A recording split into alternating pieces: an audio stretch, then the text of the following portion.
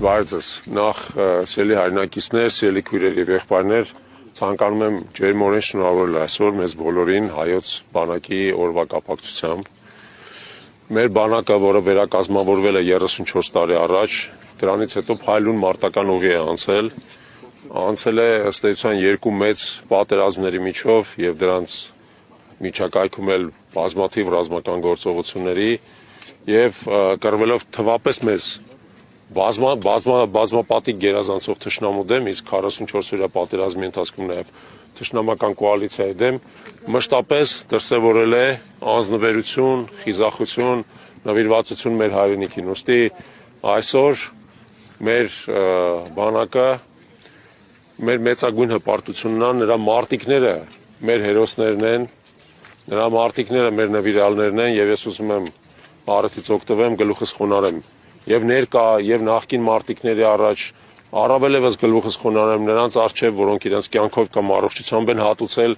մեր ազատության, մեր արժանապատվության, մեր հայրենիքի սահմանների անխախտելիության համար։ Ցանկանում եմ շնորհավորել մեզ բոլորին, մեր բանակի օրվա կապակցությամբ,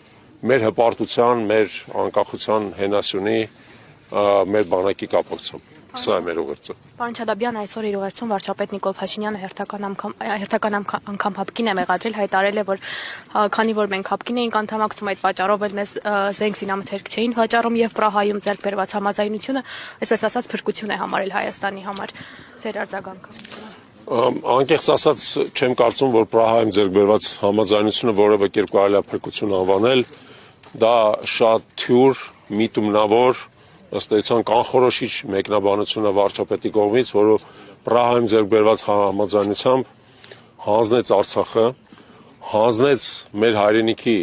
կարևորագույն հատվածը, որի համար մենք 30 տարի բոլորս միասին պայքարել ենք, բոլորս, եւ ոչ միայն նրանք, ովքեր կռվել են Արցախում եւ Արցախի համար, այլ ովքեր ապրել են Արցախի համար, ովքեր ստեղծել են Արցախի համար, ովքեր աջակցել են այդ պայքարին, ովքեր ստիպված են եղել շատերը 100,000 մեր քաղաքացիներ հեռանալ հայրենիքից օտարափերում իրենց առօրյա հացը վաստակել, որովհետև մեր երկիրը հայտնվել է շրջափակման մեջ եւ օգնել երկրին եւ օգնել Արցախին։ Ուստի վարչապետի պաշտոնը զբաղեցնող Նիկոլ Փաշինյանը որևէ իրավունք չուներ մեր անունից Պրահայում այդպիսի համաձայնության գար, մեր անունից հանձնել մեր հայրենիքի մասը, ես համոզված եմ, որ հաջորդ սերունդները, ներառյալ նաև մեր սերունդը, մեր հայրենիքի հետ մասը վերջի կվերադարձնեն եւ կվերահայացնեն, իսկ այն խարանը, որը թողել է Փաշինյանը, կջնջեն։ Բայց դուք որքանով եք իրատեսական կամ ճիշտ համարում Նիկոլ Փաշինյանի մեղադրանքները ուղղված հապկին, նաև նա նշել էր, որ միջազգային հանրությունը մտավախություն ուներ, որ Հայաստանին վաճառված զենքերը կտեղակայվեն Հայաստանի Հանրապետության սուվերեն տարածքից դուրս, նկատի ունենալով Արցախի Հանրապետությունը։ Անկեղծ ասած, դա նրա մեկնաբանություններն է, հիշեցնեմ ձեզ, որ 2016 թվականի ապրիլյան պատերազմից հետո Հայաստան մեծ թվով ռազմական մատակարարումներ սկսվեցին, մեծ թվով, եւ դրանք ինչ-որ չափով խզվեցին եւ խափանվեցին ուղիղ հենց նրանից հետո, որ Նիկոլ Փաշինյանը եկավ իշխանության։ Նիկոլ Փաշինյանը թող ինքը ասի, իր որ գործողություններն են վերել նրան, որ հապկում մեր դիրքերը խափանվել են։ Օրինակ թող հիշի ինչպես է ինքը ենթադրենք ձերբակալել եւ կալանավորել հապկի գլխավոր քարտուղար Խաչատուրովին։ Եվ թող բացատրի ինչ պատճառով էր նա դա անում։ Արդյոք նա ինքը միտումնավոր չի փչացել մեր հարաբերությունները հապկի հետ եւ հիմա էլ մեղադրում է հապկին։ Ես հապկի փաստաբանը չեմ եւ պաշտպան չեմ, բայց այս ամեն ինչը երկու երես ունի եւ Փաշինյանը թող անկեղծորեն ասի իր որ գործողություններն են բերել նրան, որ մենք հապկի հետ հարաբերությունները փչացրել ենք։ Թող անկեղծորեն ասի նրան իր որ գործողություններն են բերել նրան, որի վերջո ռազմական գործողությունները են սկսել 2020 թվականին, երբ որ մինչև այդ սեղանին կար խաղաղության պայմանագիր,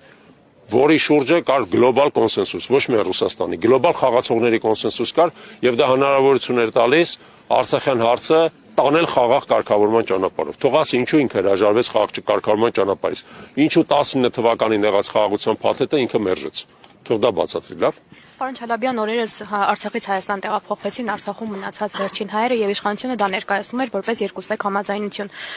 Տեղափոխված քաղաքացիների հարազատները սակայն պնդում են, որ նրանք մինչեւ վերջին պահը, մինչեւ հակարի կամուրջն անցնելը տեղեկություն չեն ունեցել այդ մասին եւ տեղափոխվող քաղաքացիներն էլ տեղյակ չեն եղել, որ իրենք Հայաստան են գալիս։ Ինչու է Հայաստանի իշխանությունը սա ներկայացնում որպես փոխհամաձայնություն։ եկեք արձանագրենք հետևյալ այդ մարդիկ չեն տեղափոխվել, այն մարդիկ տեղահանվել են։ Իրանք ապրում են իրանց հայրենիքում,